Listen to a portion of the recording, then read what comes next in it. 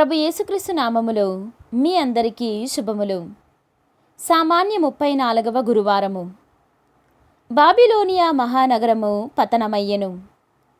మొదటి పట్టణము దర్శన గ్రంథము 18వ అధ్యాయము 1వ వచనము నుండి 2వ వచనం వరకు, 21వ వచనము నుండి 23వ వచనం వరకు మరియు 19వ అధ్యాయము 1వ వచనము నుండి 3వ వచనం వరకు మరియు 9వ వచనము.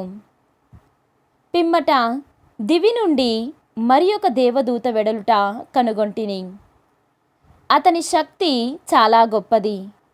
ఆయన తన వైభవముచే భువినంతటిని ప్రకాశింపచేసెను.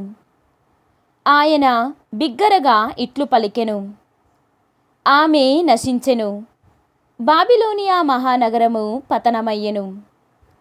ఆమె ఇప్పుడు దయ్యములకును కలుషాత్ములకును ఆవాసమైనది. అసహ్యకరములను జుగుప్సాకరములనైన అన్ని రకముల పక్షులు ఇప్పుడు అట నివసించును.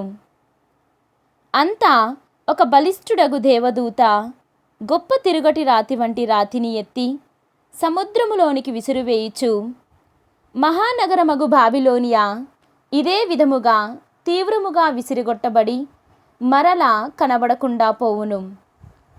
వైనికుల యొక్కయు గాయకుల యొక్కయు వేణువును బాకాను ఊదువారి యొక్కయు ధ్వనులు నీ నుండి ఇక ఎన్నడును వినరావు.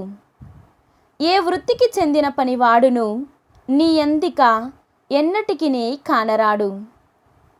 తిరుగటి ధ్వని ఇక ఎన్నడును నీ నుండి వినబోము. దీపకాంతి ఇక నీ యందు ఎన్నడును చూడబోము. వధూవరుల కంఠధ్వనులు ఇక ఏనాడును నీ నుండి వినబడవు. నీ వర్తకులు ప్రపంచములోకెల్లా శక్తిమంతులు, కాని నీ మాయాజాలముతో ప్రపంచ ప్రజలని నీవు మోసగించితివి అని పలుకును. అనంతరము దివియందు ఒక గొప్ప ప్రజా సమూహము యొక్క కలకల ధ్వని వంటిది ఏదో నాకు వినబడెను. దేవుని స్తుతింపుడు, రక్షణ, మహిమ, శక్తి మన దేవునికే చెల్లును. ఆయన తీర్పులు న్యాయాన్వితములు, సత్యోపేతములు. ఏలన తన అవినీతితో భువిని కలుషితమనర్చుచున్న ఆ మహావేశ్యను ఆయన శిక్షించెను కదా. తన సేవకులను ఆ వేశ్య చంపియుండుటచే దేవుడు తాను ఆమెను దండించెను అని వారు పలుకుచుండిరి. మరలా వారు ఇట్లు బిగ్గరగా పలికిరి, దేవుని స్తుతింపుడు, దగ్ధమగు ఆ మహానగరము నుండి సర్వదా పొగ వెలువడుచునే ఉండునుగాక. అప్పుడు ఆ దేవదూత గొర్రెపిల్ల వివాహ మహోత్సవమునకు ఆహ్వానింపబడిన వారు ధన్యులు అని వ్రాయుము అని నాతో చెప్పెను. ఇవి దేవుని సత్యమగు పలుకులు అని ఆ దేవదూత నాతో వచించెను. ఇది ప్రభు వాక్కు. సర్వేశ్వరునికి వందనములు. భక్తి కీర్తన. గొర్రెపిల్ల వివాహ మహోత్సవమునకు ఆహ్వానింపబడిన వారు ధన్యులు. ఈనాటి సువిశేషము పునీత లూకా గారు వ్రాసిన సువిశేషము 21వ అధ్యాయము 20వ వచనము నుండి 28వ వచనము వరకు. యెరూషలేము ముట్టడింపబడుట కాంచినప్పుడు దానికి వినాశనము సమీపించినదని గ్రహింపుడు. అప్పుడు యూదయ సీమలో ఉన్నవారు పర్వతములకు పారిపోవలయును. పట్టణములలో ఉన్నవారు వెలుపలకు వెళ్ళిపోవలయును.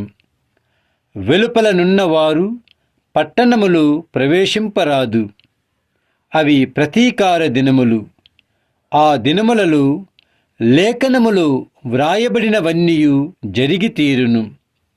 ఆ రోజులందు గర్భిణులకు బాలింతలకు ఎంత బాధ! ఏలన భూమిపై ఘోరమైన విపత్తు సంభవించును. ప్రజలు దేవుని కోపమునకు గురియగుదురు. జనులు ఖడ్గమునకు బలియగుదురు. బందీలుగా అన్ని దేశములకు కొనిపోబడుదురు. తమ కాలము పరిపూర్తి అగు వరకు అన్యులు యెరూషలేమును కాలరాచెదరు. సూర్య చంద్ర నక్షత్రములలో సూచనలు కనిపించును. భూమిపై జాతులకు గడ్డుకాలము దాపరించును. సముద్ర తరంగ గర్జనలతో ప్రజలెల్లా అల్లకల్లోలమగుదురు. ఏలన అంతరిక్ష శక్తులు కంపించును.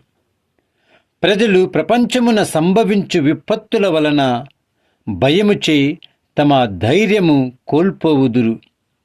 అప్పుడు మనిషి కుమారుడు శక్తితోనూ మహామహిమతోనూ ఆకాశమున మేఘారూఢుడై వచ్చుట వారు చూచెదరు. ఇవి అన్నీ సంభవింపనున్నప్పుడు ధైర్యముతో తల ఎత్తి చూడుడు. ఏలన మీ రక్షణ కాలము ఆసన్నమైనది. ఇది క్రీస్తు సువిశేషము. క్రీస్తువా మీకు స్తుతి కలుగునుగాక.